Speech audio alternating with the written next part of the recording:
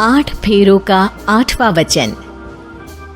स्वाति ने इसी साल शहर के कॉलेज से पढ़ाई पूरी की है और अब उसके लिए जगह जगह से रिश्ते आने लगे हैं। स्वाति से ज्यादा उसके रिश्तेदारों को उसकी शादी की चिंता है, इसीलिए जो भी स्वाति के घर आता वो किसी नए लड़के की खबर जरूर ले आता। अरे दीदी, ये फोटो देख के बताओ कैसा है। राहुल नाम है लड़के का, मेरी सहेली की बहन का बेटा है। अपनी स्वाति के साथ एकदम प्यारी जोड़ी लगेगी इसकी। जरा दिखाना, फोटो तो बढ़िया लग रहा है। कोई गलत आदत वादत तो नहीं है ना इसे? और कमाता कितना है? अरे कोई गलत आदत नहीं है दीदी, आप कहो तो एक मीटिंग करवा देती हूँ, फिर सब कुछ फाइनल कर लेना। हाँ, ये सही कह रही हो तुम। संडे को स्वाति के पापा भी घर पे ही रहेंगे। बुआ फिर वहां से चली जाती है और रात को स्वाति की माँ उससे कहती है, स्वाति बेटा, आज कमला बुआ ने एक लड़के की फोटो दिखाई है। संडे को वो लोग मिलने आ रहे हैं, तैयार हो ना तुम बेटा? अरे मम्मी, आप कहाँ कमला बुआ के चक्कर में आ जाती हो? अभी इतनी जल्दी कोई शादी वादी नहीं करनी है मुझे। अरे बेटा, अच्छा लड़का है, बुआ जानती है उसे अच्छे से। हाँ स्वाति बेटा, एक बार मिल तो लो, बाद में देखेंगे आगे क्या करना है। वैसे तो कमला रिश्ता लाई है तो मना करने का तो कोई सवाल ही नहीं उठता।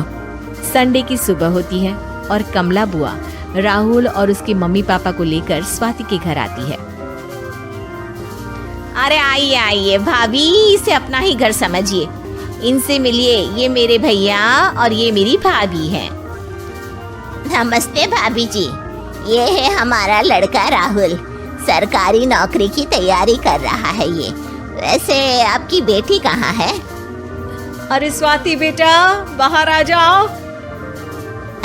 वैसे कितनी पढ़ाई की है स्वाति ने? जी, पोस्ट ग्रेजुएट है हमारी बेटी साइंस में। ये सब तो ठीक है, पर घर संभालना जानती है या नहीं? हमें कौन सी इससे नौकरी करवानी है? नौकरी तो मेरा बेटा करेगा ही।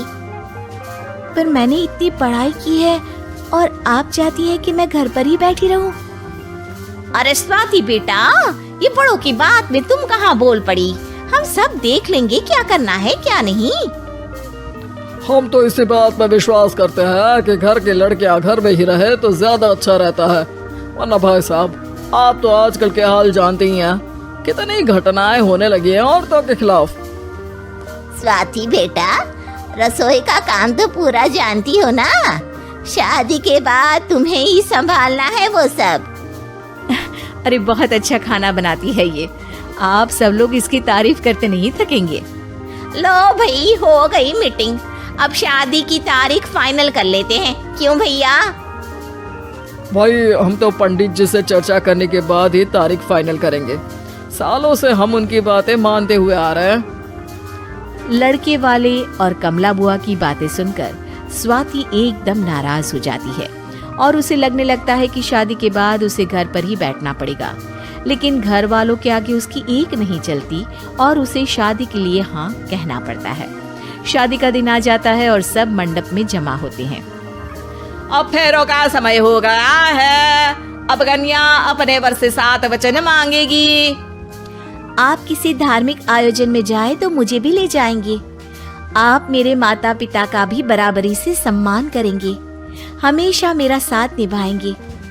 आपको दोनों परिवार की जिम्मेदारियां बखूबी निभानी होगी। हर जरूरी बात में मेरी भी राय लेंगे। आप सभी गलत आदतों से दूर रहेंगे। आप मेरे अलावा किसी और औरत से कोई गलत संबंध नहीं बांधेंगे। ये 7 वचन पूरे हुए, वर क्या तुम्हें ये सारे वचन मंजूर है? जी हाँ पंडित जी, मैं सारे वचन अच्छी तरीके से निभाऊंगा। अरे वाह वाह, बढ़िया तरीके से सब काम संपन्न हो गया। तो इसी के साथ विवाह संपन्न हुआ और आज से ये दोनों पति पत्नी हुए। 1 मिनट पंडित जी, अभी एक वचन लेना बाकी है। अब कौन सा वचन है बेटा? मैं अब हमेशा के लिए किसी दूसरे घर में जाने वाली हूँ, तो पति के अलावा मैं अपने सास ससुर से भी एक वचन लेना चाहूंगी। अब कहो बेटी। मैं ये चाहती हूँ कि मुझ पर किसी बात की कोई पाबंदी नहीं लगाई जाएगी। मुझे सब कुछ करने की आजादी होगी और मैं भी विश्वास दिलाती हूँ कि मैं एक अच्छी बहू बन के दिखाऊंगी। स्वाति की बात सुनकर उसके सास ससुर एकदम चौंक जाते हैं और कुछ बोल नहीं पाते कि उतने में कमला बुआ बोल पड़ती है। अरे बेटा, ये भी कोई कहने की बात है? रानी बन के रहोगी तुम तो। वचन देने से पहले सोच लीजिए, क्योंकि शास्त्रों में वचन ना निभाने वालों के लिए नरक से भी बदतर सजा लिखी है।